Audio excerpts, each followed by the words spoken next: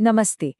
कभी सोचा है कि हमारे शरीर के अंदर एक ऐसा गुप्त, एक साइलेंट बॉस बैठा है जो हमारे मूड से लेकर हमारी ग्रोथ तक लगभग सब कुछ कंट्रोल करता है? आज हम इसी साइलेंट कंडक्टर यानी एंडोक्राइन सिस्टम के रहस्यों से पर्दा उठाएंगे। तो देखिए, हमारे शरीर को चलाने वाले ना असल में दो तरह के बॉस होते हैं। एक है नर्वस सिस्टम। ये एक तेज तर्रार बॉस जैसा है जो बिजली की रफ्तार से इंस्टेंट मैसेज भेजता है और तुरंत एक्शन लेता है। और दूसरा है एंडोक्राइन सिस्टम। ये थोड़ा शांत किस्म का बॉस है जो कंपनी वाइड मेमो भेजता है, जिसका असर धीरे धीरे लेकिन लंबे समय तक रहता है। आज हमारी कहानी इसी शांत बॉस के बारे में है।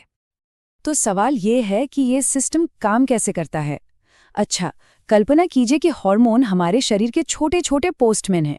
ये खास ग्रंथियों से निकलते हैं, फिर खून के रास्ते यानी ब्लड स्ट्रीम से पूरे शरीर में सफ़र करते हैं और हर सेल, हर अंग तक ये संदेश पहुंचाते हैं कि भाई अब तुम्हें ये काम करना है। और ये हार्मोन आते कहाँ से हैं? ये आते हैं एंडोक्राइन ग्रंथियों से।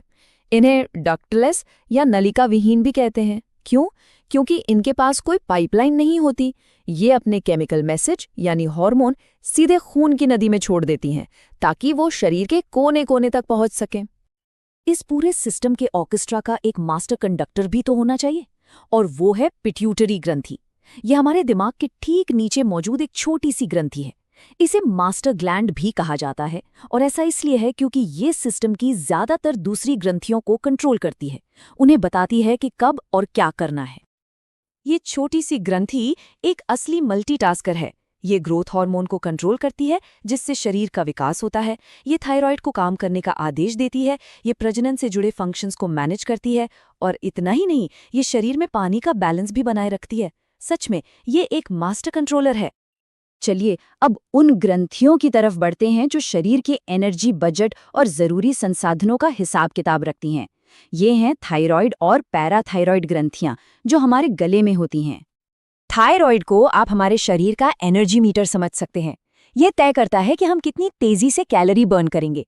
और इसके ठीक पीछे छिपी होती हैं पैराथायराइड ग्रंथियां, जो हमारी हड्डियों का ख्याल रखती हैं। ये पक्का करती हैं कि खून में कैल्शियम और फास्फोरस की मात्रा सही बनी रहे। तो जब भी हम एनर्जेटिक या बहुत सुस्त महसूस करते हैं ना, हो सकता है कि इसके पीछे थायराइड ग्रंथि का ही हाथ हो।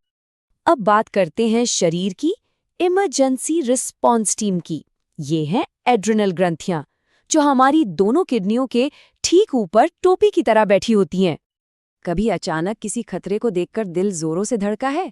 वो जो फाइट और फ्लाइट वाला मोमेंट होता है ना, उसका क्रेडिट इन्हीं एड्रिनल ग्रंथियों को जाता है। ये हमें किसी भी चुनौती का सामना करने के लिए तुरंत तैयार कर देती हैं। ये काम 3 मुख्य हार्मोन्स के जरिए होता है। एड्रेनलिन हमें फौरन एनर्जी का एक जबरदस्त बूस्ट देता है। कॉर्टिजोल हमें लंबे समय तक चलने वाले स्ट्रेस से निपटने में मदद करता है। और एल्डोस्टेरोन शरीर में नमक और पानी का बैलेंस बनाए रखता है। हमारे शरीर का जो मुख्य ईंधन है वो है शुगर, और इसका मैनेजमेंट करने की जिम्मेदारी है अग्न्याशय यानी पैंक्रियास की। ये सिर्फ पाचन में ही मदद नहीं करता, बल्कि एक बहुत ही जरूरी हार्मोनल काम भी करता है। पैंक्रियास हमारे शरीर का शुगर सुपरवाइजर है। जब भी खून में शुगर का लेवल बढ़ जाता है तो ये इंसुलिन भेजकर उसे कम करता है, और जब शुगर का लेवल गिरने लगता है तो ये ग्लूकागॉन भेजकर उसे वापस ऊपर लाता है। मतलब एक परफेक्ट बैलेंसिंग एक्ट। अब उन ग्रंथियों पर एक नज़र डालते हैं जो हमारे जीवन के अलग अलग पड़ावों जैसे विकास, प्रजनन और इम्यूनिटी के लिए जिम्मेदार हैं। ये हार्मोन ही तय करते हैं कि शारीरिक रूप से हम क्या हैं। महिलाओं में अंडाशय और पुरुषों में वृषण यौन विकास को कंट्रोल करते हैं।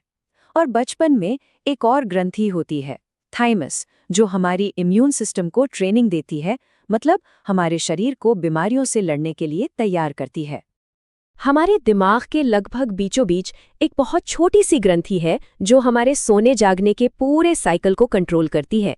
इसे पीनियल ग्रंथि कहते हैं, और ये हमारे शरीर की अपनी इंटरनल क्लॉक है। ये ग्रंथि मेलेटोनिन नाम का एक हार्मोन बनाती है।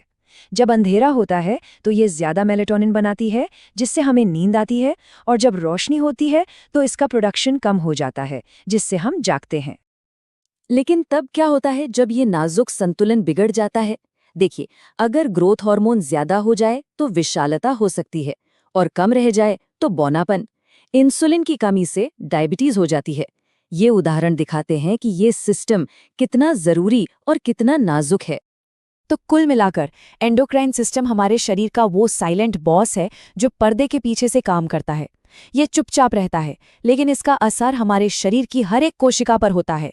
हमारे विकास से लेकर हमारे मूड तक सब कुछ इसी के इशारों पर चलता है। तो अगली बार जब भी अपने शरीर के बारे में सोचें तो इस साइलेंट कंडक्टर को जरूर याद रखिएगा। इसका नाजुक संतुलन हमें यही सिखाता है कि हमारे अच्छे स्वास्थ्य के लिए बैलेंस कितना ज्यादा जरूरी है। और सोचने वाली बात यह है कि हम अपनी जिंदगी में इस संतुलन को कैसे बनाए रख सकते हैं।